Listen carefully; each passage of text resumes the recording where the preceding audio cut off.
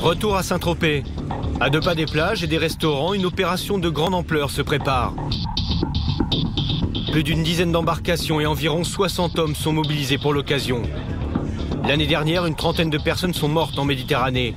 Alors, les autorités ont décidé de taper fort. Objectif de la mission, marquer les esprits avec une opération coup de poing contre les excès de vitesse. Les gendarmes comptent utiliser au maximum leur nouveau jet ski ultra rapide.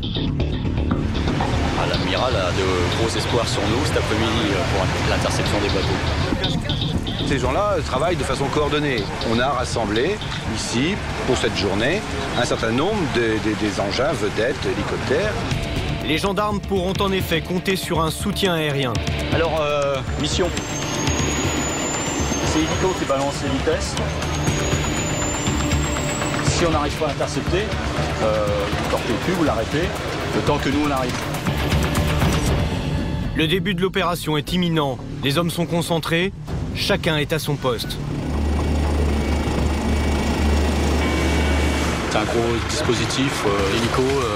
Dès que les bateaux vont s'approcher, il va les prendre en charge en les survolant et en calculant sa vitesse sur l'embarcation. Nous, on fait bateau d'interception et verbalisation.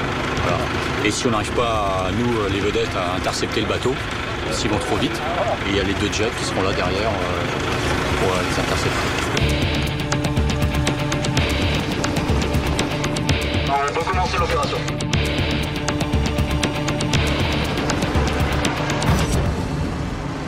Bah ça y est, l'hélico a donné le top départ, donc on va pouvoir y aller.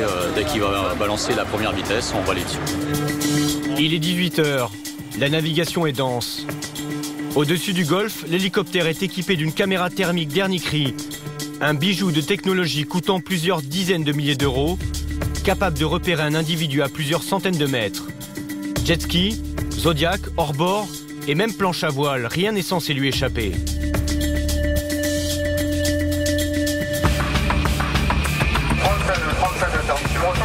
Un bateau est signalé à 35 nœuds au lieu de 20.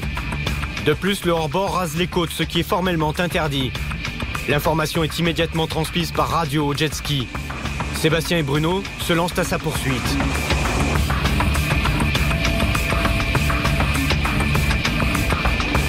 L'hélicoptère suit l'action en direct. Désormais, l'embarcation ne peut plus s'échapper. En quelques secondes, les 2 jets arrivent au niveau du bateau et le stop net. On vient d'arrêter un bateau de marque belge, donc 35 nœuds pendant la course-poursuite et la personne n'était pas du tout au courant de la législation dans le golfe. Les gendarmes s'approchent pour monter sur le pont, mais le contrevenant essaie de gagner du temps. Je vais dans le port, je vais vous prendre dans le port. Je m'amarre pas là. Alors, je vais vous prendre dans le port, c'est pas d'amarrage là. Non, vous attendez là. J'attends. Ce premier bateau à peine intercepté, les 2 jet skis sont appelés sur une nouvelle urgence. Il s'agit d'une embarcation plus légère, mais toujours en excès de vitesse. Encore une fois, ce sont les jet skis plus rapides qui interviennent.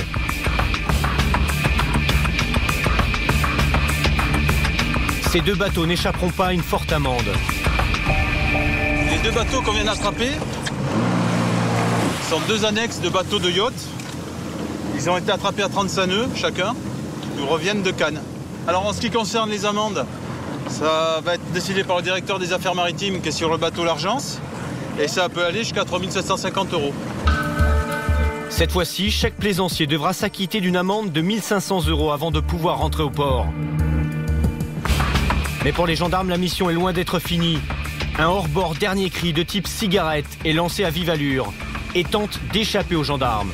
Le renfort des jet skis est indispensable. Genre cigarette, là, ils n'arrêtent pas à le faire arrêter, donc nos jets sont partis en interception.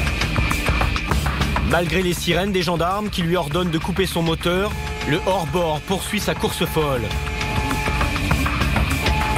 Sur son jet, Bruno tente l'impossible et prend des risques, allant jusqu'à couper la route du fuyard. Ses collègues arrivent rapidement sur zone pour lui prêter main forte.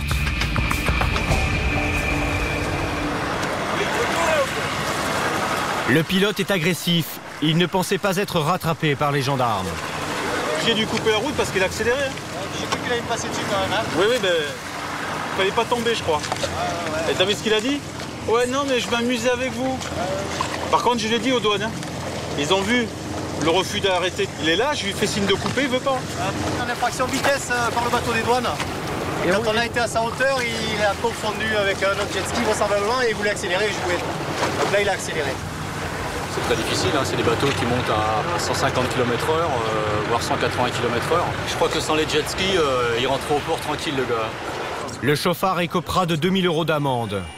19h, la nuit tombe, le golfe se vide de ses bateaux. À toutes les unités, fin de l'opération. L'opération aura duré 2 heures. Une dizaine d'excès de vitesse ont été relevés. Le chiffre peut sembler mince, mais les gendarmes voulaient avant tout marquer les esprits des plaisanciers.